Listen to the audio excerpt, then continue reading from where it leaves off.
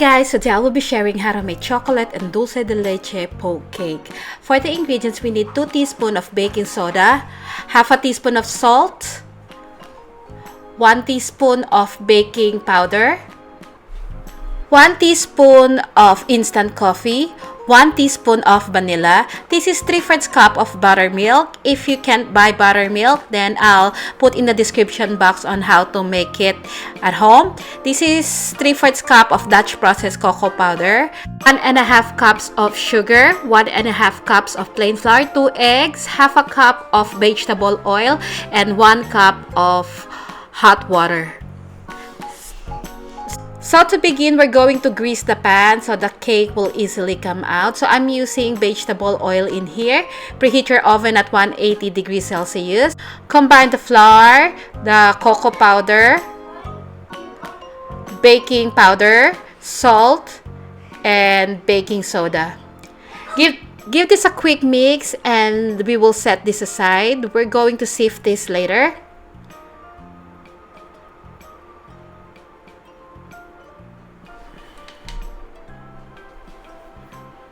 So in a separate bowl, crack in 2 eggs.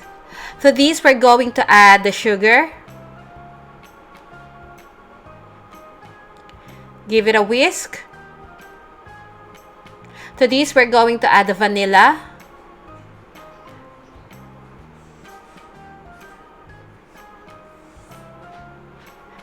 Add the buttermilk.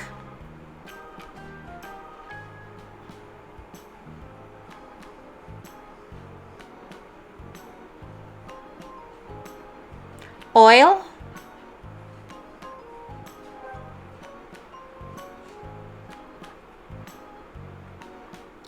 at this point, we can sift in the dry ingredients.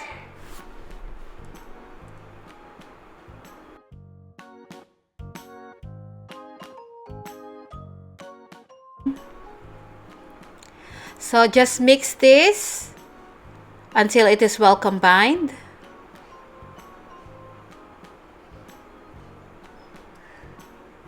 Now, combine the hot water and the instant coffee.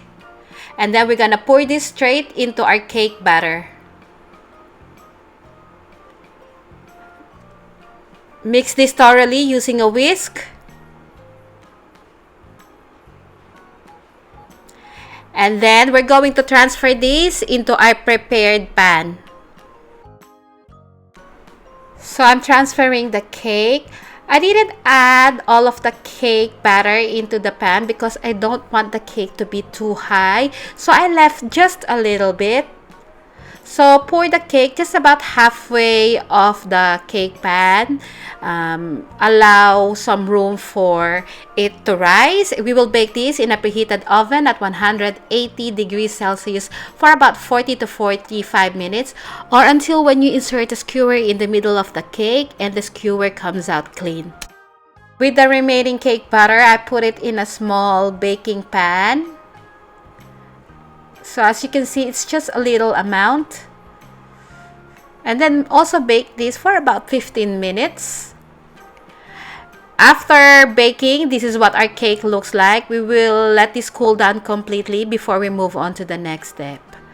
Our cake has cooled down completely, so it's now time to poke some hole into the cake. So use any utensils that can do this hole.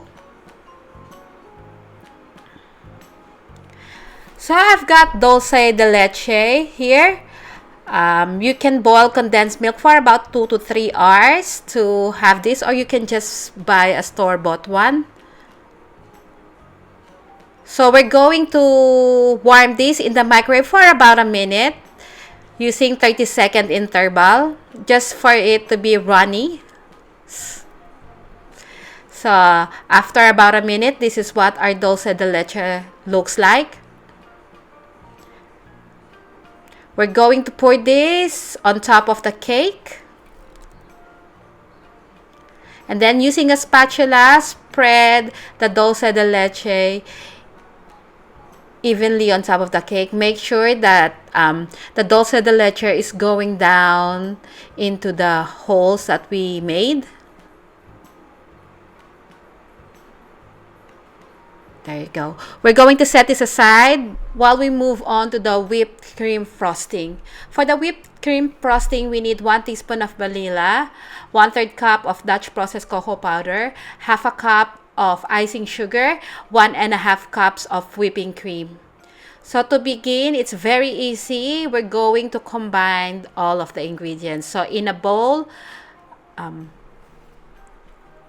pour in the whipped cream, sift in the cocoa powder and the icing sugar.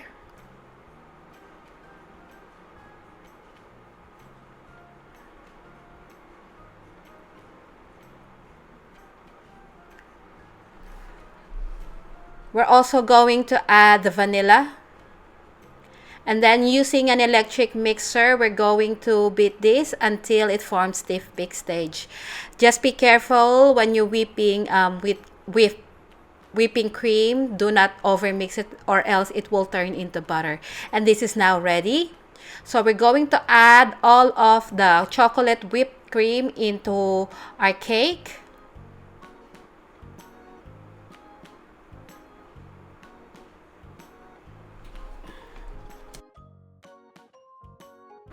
Spread the icing evenly.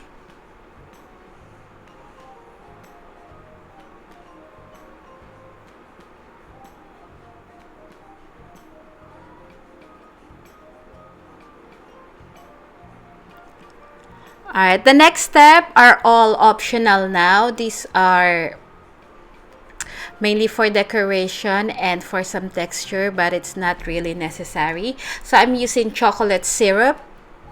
So drizzle the chocolate syrup.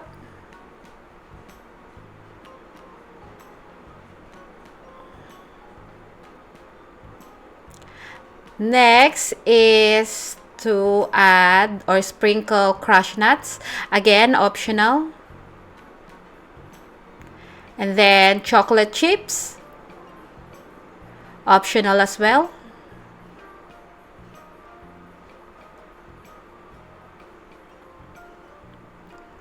And this is our finished product. It's so easy to make.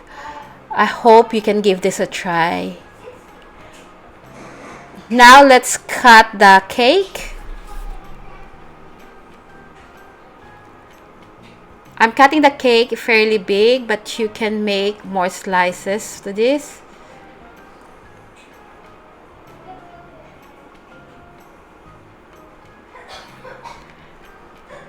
And just to show you what it looks like inside when you slice the cake, this is what it looks like. This is so good. I can guarantee that you're gonna love it. So please do give it a try. Thank you so much for watching, and I'll see you again next week. I hope you do like and subscribe to my channel. I upload every Wednesday. Bye!